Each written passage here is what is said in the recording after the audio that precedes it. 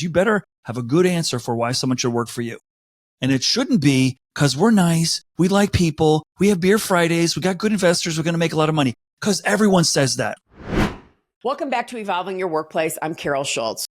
Today, we're going to discuss the use of AI in job applications and in recruiting, which I know will be a lively conversation given my guest. If you want to learn more about AI in hiring, or if you lead a company currently taking applications, this one is for you. And I'm joined by HR expert Steve Cadigan. Steve, welcome to the show. Carol, excited for this conversation. Yeah, Steve, you and I have known each other for a long time. And I want you to just kind of get a high level view, tell everybody a little bit more about you and what you do.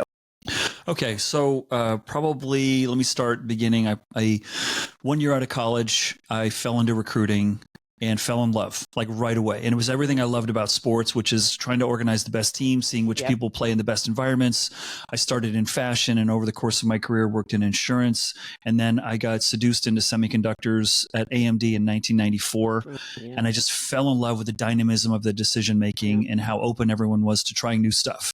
Coming from insurance where we have meetings to discuss who's going to come to the meeting. No disrespect to insurance, salt of the earth people, but just the craziness of technology and talent strategies was so appealing to me that was at AMD. Then I got recruited over at Cisco and I did the whole go across the street and double your salary, which a lot of people were doing. That was phenomenally fun for me. And I got to be on the front of the line on building the M&A integration team. And that was such an honor to work on. 4 years, we worked on 50 acquisitions, and 1 year we did 26, and we did 13 at the same time. And that was, before the dot-com bubble burst, it was a land grab in terms of we don't know what technologies, is it going to be voice over IP? Is it going to be optical? And that was super fun for me. And I loved, what I learned about myself was I loved high velocity change and crazy. And if you're in HR and you don't like that, you picked the wrong profession, right? So the dot-com bubble burst, I get sent off to Singapore for a few years and I cut my teeth in international HR, which was super fun, super interesting. At the end of a 6-year run at Cisco, I get recruited to go to Canada. And I was there for my first CHR role. Never thought I'd want to be a CHRO because I'd never met a CHRO that I wanted to be like. Right. Until Stan Winvick at AMD. And I was like, okay, now I see what cool looks like. And I think I want to be like him. Yeah. And then other people followed in his footsteps that were really amazing. So I got seduced into being a head of HR because it was like M&A with like a Ernst & Young, Deloitte, or CHRO. And they kind of conned me into CHRO. I love Canada, but my boss quit after 4 years there, and I got recruited back to the U.S. By Electronic Arts. Didn't love it, and after about a year and a half there, LinkedIn came knocking and said, "Would you be our first CHRO?" Right. And I said, "No." I said, "No, I'm fine. I like playing video games at home, guilt-free. It's all good." And they said, "No, seriously, we've been looking for a few years. You've got the profile that we're looking for." And I said, "Are you sure?" I said, okay. My parents were like, what are you doing going to this linked startup? What is this, thing? And none of us knew at the time what was destined to be. But what got me excited was that I saw a future where we were going to expose bad leaders and bad employees. It was going to be a much more transparent future. I'm like, ooh, I like how this could play out. Yeah. And the people seemed to be really excited. And I said, well, if this thing doesn't work, I can always go back to the big companies that I've worked for, and so I took this opportunity to be a startup HR, which was exciting until I realized I didn't know what the hell I was doing. And it turns out you have enough stones to admit that. It turns out building HR from nothing is way different than what you do in big companies, which is you just tune what someone made before you. Yeah. And thankfully, I didn't screw it up too bad.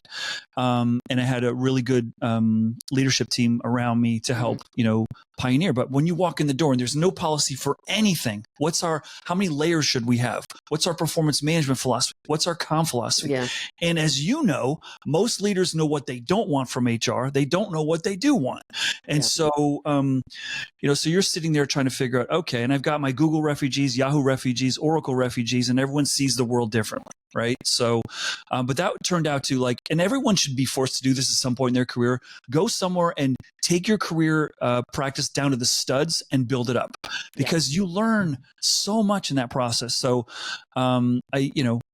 4 years, the next 4 years felt like 20, honestly. We went from 400 to 4,000, 2 offices to 26, 2 countries to 17. I was in the bell tower at New York Stock Exchange, went public. Amazing, amazing.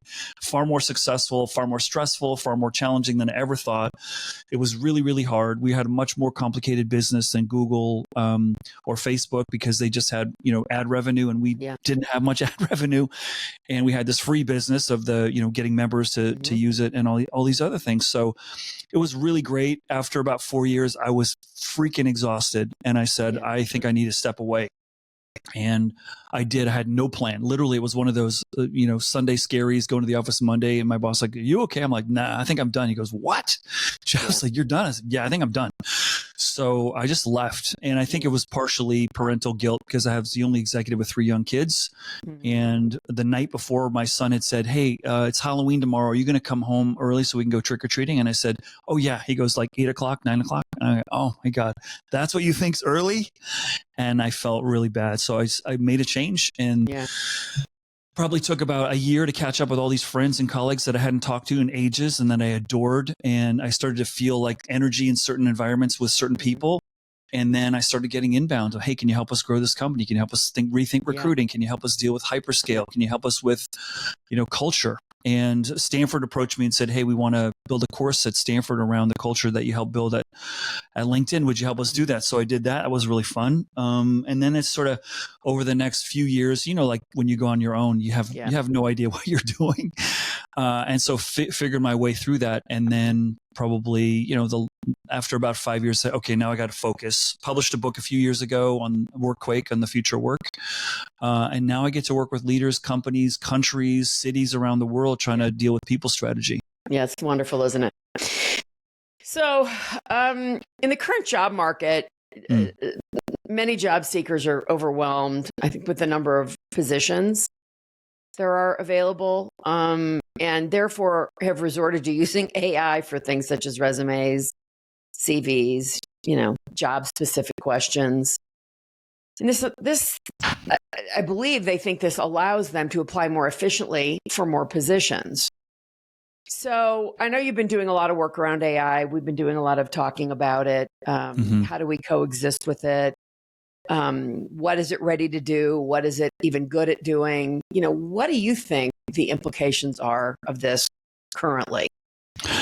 I feel like we're going down the wrong path, honestly. Yeah. I feel like most companies are using this to distance themselves. They think this is a scale problem they're trying to solve versus an attraction problem they're trying to solve. And I think that's a big miss. And we've got this arms race. I mean, you talked about it in a prior episode I listened to, which is the white text where, if we see that company's looking for this skill, then I'm just going to put it in invisible ink so that I get a second look or something like that. And that's just not additive. And I think the candidate experience is getting diluted with this process. I also think it's rare that I've seen a company write a job description that makes any sense. It's just recycled stuff. And amen, brother. Some Xerox copy. And so, what I think is where the future of recruiting's going, which is a really fun and interesting conversation we should have at some point, which is you are not... Listen, turnover's higher than it's ever been. More people are changing careers, and not just jobs, changing career paths than ever before. More people leaving healthcare, for example, more people leaving education. And we have a greater need for new skills than we've ever had before. And no one thinks any of this stuff's going to stop. So I feel like you're not going to recruit your way out of this problem. You're just not. You're going to have to get into the talent development business. And you're going to have to start using AI to start seeing how to connect the dots. If someone knows this and they know this, they can probably learn that. And that's where I feel like that's the AI that gets me excited. Okay, skill assessment, skill identification. The problem with skills is it's highly subjective assessment. Unless it's a hard skill, then we can test it. But leadership, empathy, communication, followership, all these kinds of things are going to be tricky. But I feel like, I'll give you a great example. When we were building LinkedIn, we could not find Python engineers. It was the early days of cloud computing. And we're like, we just couldn't find them. And because we were LinkedIn, we kind of knew there's not enough people out there for us to hire. So someone on our engineering team had a great idea to hack this. They said, well, let's look at everyone who knows Python and all the skills they knew before and any experiences that give us a greater confidence that someone could learn this and do it well and like it. Right. And you know this from, being a professional recruiter, Right. at the highest levels. Yeah. When you go to someone and you say, you don't have exactly what they're looking for, but I think you do. Yeah. And so let's talk about, all the reasons why they should have confidence that you can figure this out.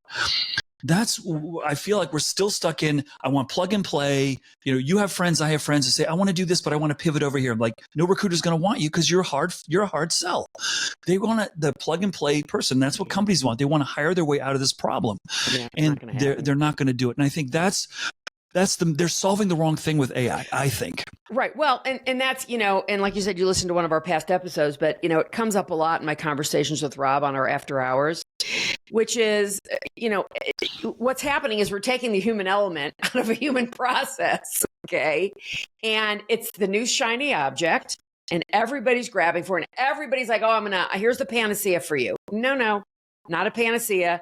I think you got to look at it as a tool. And if the tool works in your business model, then that's great, right? So I'm talking to a buddy of mine who has 25, 26, maybe 27 years of search. I trained him long ago in the 90s.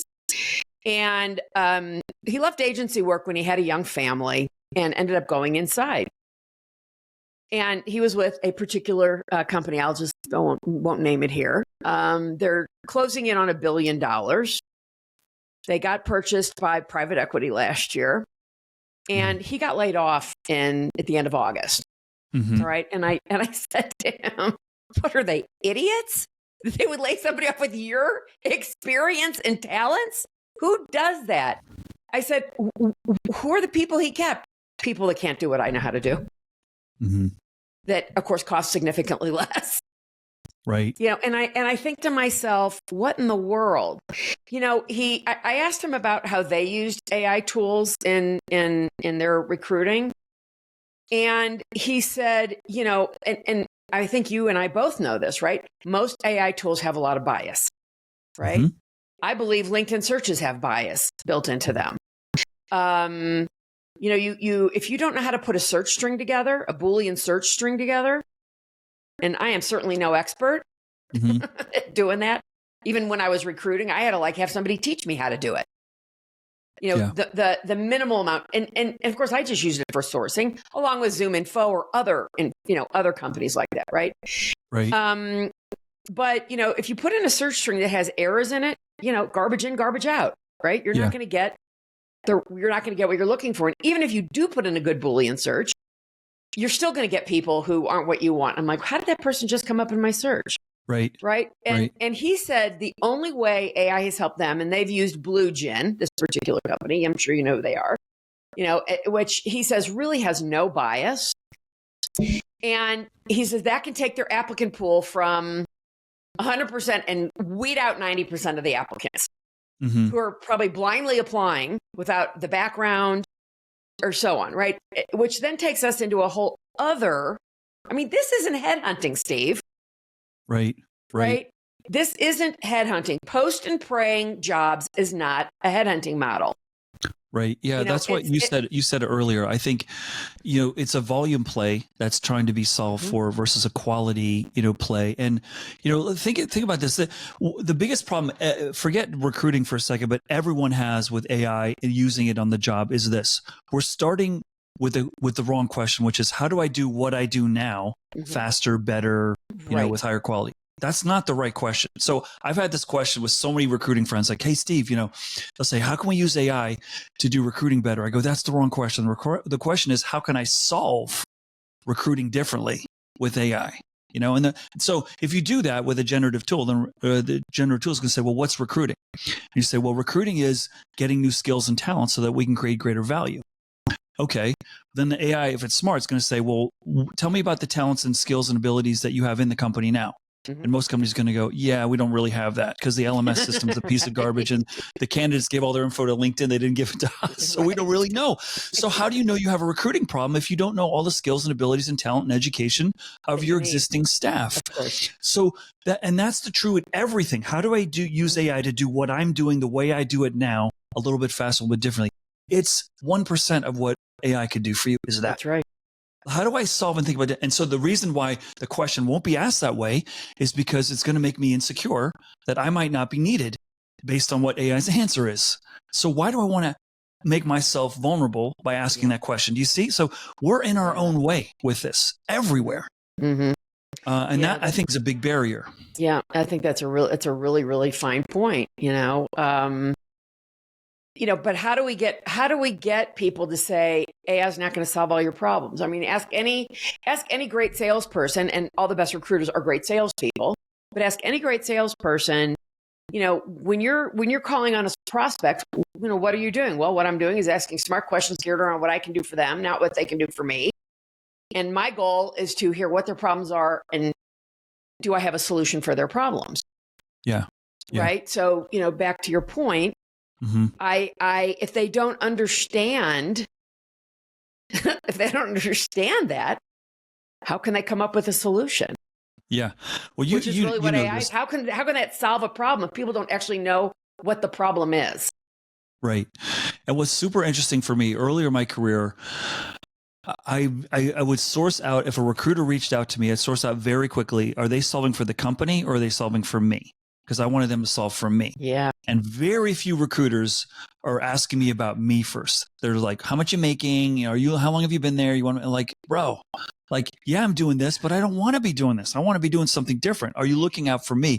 And it seems like we have so much information on AI. Like, before you send some blind, garbagey in-mail to someone, have AI do a little bit of work for you so that the recipient thinks you actually thought about them for a second, right. And this is, it's a miss. I always know when I'm getting an AI generated message. Right. Abundantly clear to me. Right. Right. And it's, and that's the problem. And that's where I'm so concerned about companies trying to find an easier way to recruit. There's just no, at this point, I don't believe there is an easier way. You have to train somebody what it is to be a professional headhunter. I'll never forget, I was at a friend of mine's house. Her daughter said, "Oh, we do the same thing." I was still recruiting full time back then. And I looked at her and I thought, yeah, we don't do the same thing. And I said, "Oh, really? What's the name of the agency you work for?" "Oh, no, I work for such and such metals and mining company here in Denver." I said, "Yeah, we don't do the same thing." Mm-hmm. And she says, "Well, what do you mean?" I said, "Well, first of all, when you get ready to start on a search, are you given the job rec and say, here, go fill it? Or are you actually in partnership with the stakeholders, go in and ask them a list of questions, whatever that is, and that you go ahead and generate a job description," right? To your point, job descriptions suck. Why? Because they don't know how to do them. They're not doing them right. They're not actually looking at it as a partnership of somebody to ask them questions to create what it is that we're looking for. And she goes, "Well, no, they give me the job description." Okay, so what? That makes you an agent of management, not a consultant to management, right? That's a big difference. And I said, and the second thing is, when you get started on the search, what's the first thing you do? Well, I go to LinkedIn and start sourcing. Okay, that's what everybody says. And I network and I do this. And, do you have accounts with Zoom Info or Cognizant? What are those? Okay. And I said to her, well, so how do you start reaching out to people? And of course, you could imagine what her answer was. Well, I send out in-mails. And I said to her, why aren't you picking up the phone and calling people? And hand to God, she says to me, well, how do you get their phone numbers? Yeah. I don't blame her, Steve. I blame the people she works for. Right. And it is rampant. Yeah. And I know this from listening to you on prior episodes and from our relationship, but I don't think, and it's a shame, that this is one of the most important muscles every organization should have. And it's just not given the value that it should. It's a real miss. One of the things that I try to do with helping organizations think about being more confident in the future work is look for other industries that are ahead of the curve. Yeah. And one of them, I think, is, believe it or not, is college basketball. So about 10, 15 years ago, college basketball faced a reality that their best players could go to the pros after 1 year, and they used to have to stay 4.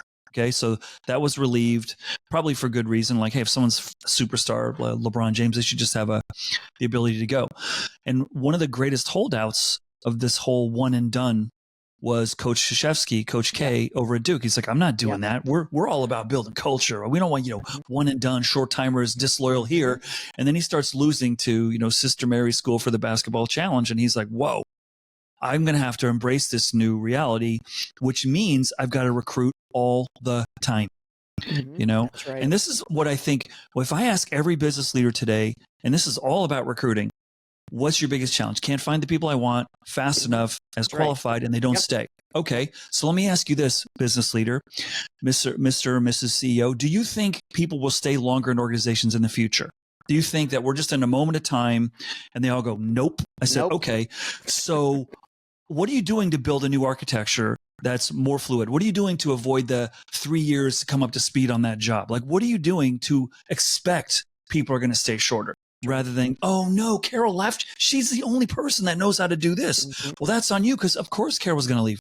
Carol can see more opportunity than she ever could before. She's got more transparency to how you pay, what your culture's like, how many people are leaving, coming and going. There's more career confusion than any time in history. Yeah. So, this gets me down to sort of like the biggest macro thing that I train entrepreneurs on, which is you better have a good answer for why someone should work for you. That's right. And it shouldn't be because we're nice, we like people, we have beer Fridays, we got good investors, we're going to make a lot of money, because everyone says that, right? Yeah. You're going to have to really, really dial it down to sort of the human elements. And we did this at LinkedIn when we were just getting slaughtered by Apple, Google, Facebook, Twitter. We're like, not everyone's going to want to work here. So who does want to work here? And what can we learn from the people who love it here that we can go find more people like that? Very good. Yep. That's exactly and most people don't do that. Like, who are your stars? Where did they come from? And, we found something pretty interesting. There was one company, or remain nameless, like when those engineers came to LinkedIn, they got up to speed so fast. Everyone loved them. It was like cultural compatibility like nobody's business. So we didn't have to do onboarding. Yeah. And so we were like, okay, we're going to go after them. Well, when they're a LinkedIn customer, you got to be careful because you get too many of them. Then you get the CEO calls the CEO. But this is the big miss, which is you're focused on volume and you're not focused on why does someone want, because when you get a great culture, Carol, you know this, then it's not about recruiting. It's about the great people find you. And that isn't that the trump card here? Like, become great so the great people find you. So I don't have to go build an army of, recruiters out there. And that's how we solved it at LinkedIn. Like, that's the irony of LinkedIn. Like, we had this great tool. We couldn't pay what Google was paying. They're making more money in a day than we made in a year. Well, of course. Yeah. And I've worked with a million startups exactly the same way. I'll never forget. I think it was 2013. It might have been early 2014. I had a founder reach out to me that wanted me to do some recruiting for them, and they had not yet closed their A round, right? And the co-founder who was the main founder before he brought in a co-founder and CEO was typically the tech founder, right? And I agreed, among other things, to do for them to go find them software engineers, which I will say I never did before, and I never did after. Right. That just ain't my jam. It was so much brain damage for me. They're called endangered species. Holy crap. I placed two amazing guys with them, and they gifted me thousands of shares of Series A stock as a gift. Wow. Because they were so happy with me. But it was interesting because the first guy I found was a guy from Google. And, they could come close to what he was making at Google because the guy was that good. We weren't able to get the deal closed. And ultimately it had to do with, he had a medical issue, and he was concerned that their medical insurance wouldn't be good enough just out of the box, which it often isn't. It often isn't early on with a startup, right? Right. They just don't. And I'll tell you that when he saw what that company, sold for to VMware, you thought, oh, cha-ching. Yeah. I could have made a lot of money there. But, people, it is so important, to your point, creating what you're going to create so people find you. The problem is there are so many companies out there, and especially with the smaller companies, how do you get your name out there? Which is kind of a different conversation. So I don't want to get too off track.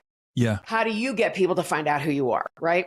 Yeah. So I want to, swing us back to where we are, which is, Right. how But AI is let's also.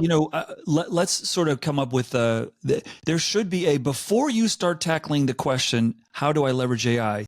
You better get your house in order, because if you have a dookie culture, it doesn't matter what you're going to do with AI. Doesn't matter. Because if you're successful recruiting, you're just renting them for a few months and they're going to realize, oh my God, it's horrible, I'm out. Then you got a worse problem, right? So there should be sort of like, you need to have some of these things in order, and then you can go start looking at, AI solutions to maybe give you greater reach, to find better fits, and to better, deliver your message to the right people, I think. Exactly. And we're still, the sausage is getting made right now. It really is. It's so early days, and everyone's an expert at AI. I jokingly saw a posting the other day of like senior AI talent recruiter. Really? Like, how many people are out there right now? Don't right? even get me started. Senior AI talent recruiter. What does that even mean? Really? What does that even mean? Right? I know. Yeah. Don't get me started. Recruiting is a conversation for a whole other show that we can talk about somewhere in the future. So, AI is also being incorporated into hiring sites such as LinkedIn, right? To help applicants tailor their resumes for positions. Mm-hmm. Do you think that's going to hinder the process? Do I think it's going to hinder it? Or help it? I mean, there's already been a ton of stuff out there to help people with resumes. Yeah. I don't know. I feel like anything that distances me from really something meaningful is not healthy. And it's like we're skipping an important step in the process. You call your teenage kids and they text you, what do you want? It's like, I want you to pick up the phone so I can have a real meaningful conversation with you. And then your mom calls you later and you text her, what do you want, mom? And you're like, oh yeah, I'm doing the same thing. Mm-hmm. But I think okay, it's interesting, but is that really the right solve? I'd rather have AI come to me and say, Steve, based on everywhere you've worked, based on all the people you're connected to, there's 3 or 5 companies that probably are going to be your jam. Would you like to learn more? That's what I want. I don't want help with my resume. Again, I'm further down the tracks. But I tried to get my 20-year-old son an internship this past summer, and it was, even with all my years of recruiting, it was a joke, a bloodbath. The bad candidate experiences he had were just shocking. He had one person say, make him an offer on Monday and say, you can let us know Friday. And they called Wednesday and said, have you made up your mind? He said, no. And they go, okay, we're going to withdraw the offer. I'm like, what? And so, I feel like if you have the capacity and the competency on your recruiting team to really start taking it to the next level, I think there should be, like we were talking about earlier, I think there should be some baseline things that you need to check before you start playing with this very powerful weapon. Yeah. And most people want to skip that because they're trying to solve the speed problem. Right. And that goes right back. I'm so glad you said that, because, that all that really does is go exactly back to the point of, these people have recruiters that aren't recruiters. Right. Like, I don't know what they are, those people. They call them a recruiter, but they're not. Mm-hmm.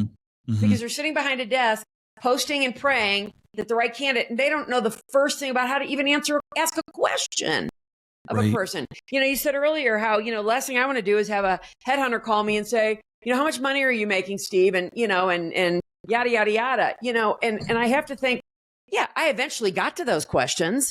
That was way down the line in a conversation with somebody. That's right. Because you know where my conversation started? Let's talk about you. Mm-hmm. Let's talk about your background. Let's talk about what worked, what didn't work. And oh, by the way, if you could paint a picture of what the perfect next thing is for you, what would that be? Mm-hmm. Mm-hmm. Before I ever even talk about that other stuff. Yeah. And the challenge. All that other stuff, and any professional headhunter knows this, I would say 98% of the time, maybe more, especially if you're working with the right companies, you will always work the money out in the end. If they want your candidate that bad, and your candidate is committed to going to this company, I can count on less than one hand in 30 years that money got in the way. Yeah.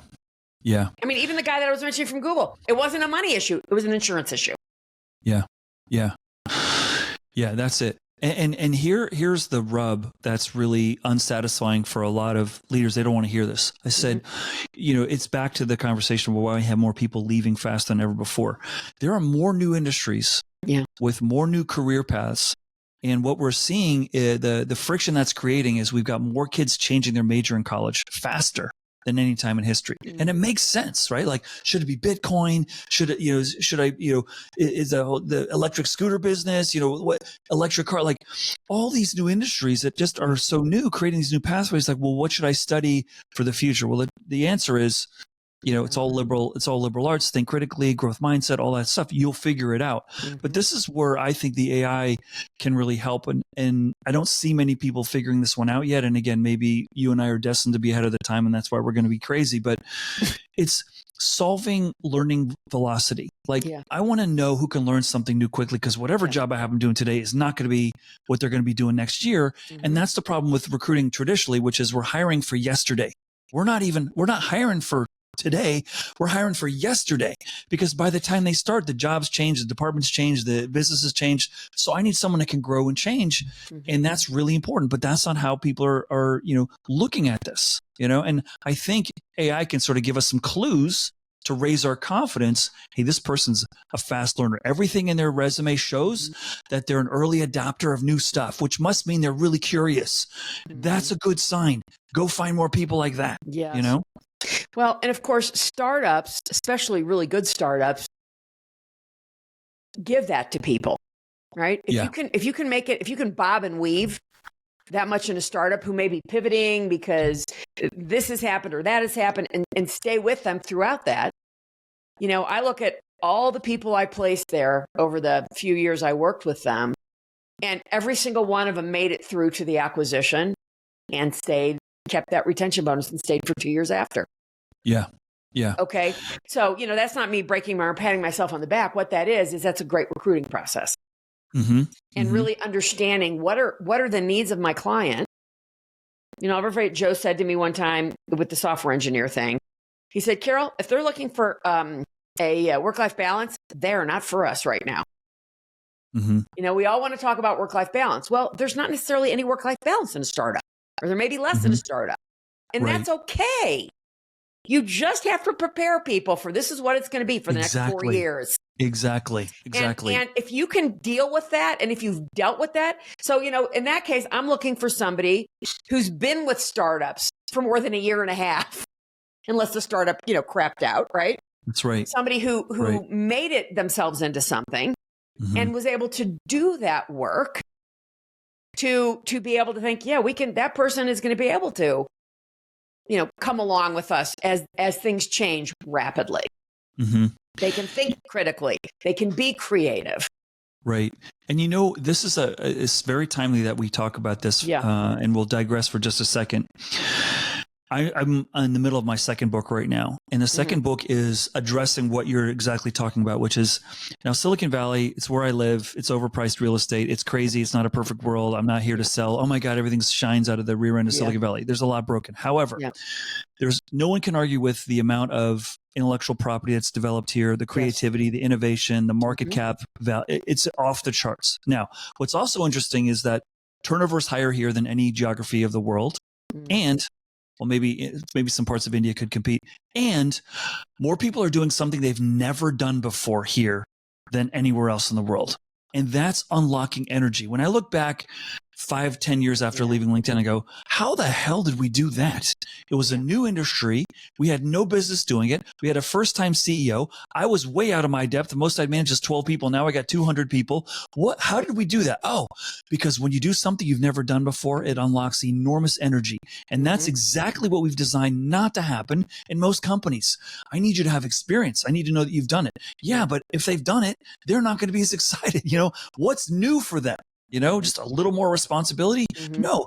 And that's, I think, something that I'm trying to cook into the recipe of talent strategies in the future recruiting. Like, we had to take chances because we were not winning, hiring the experienced people. We just weren't. It wasn't because we were smart. It's because we were desperate.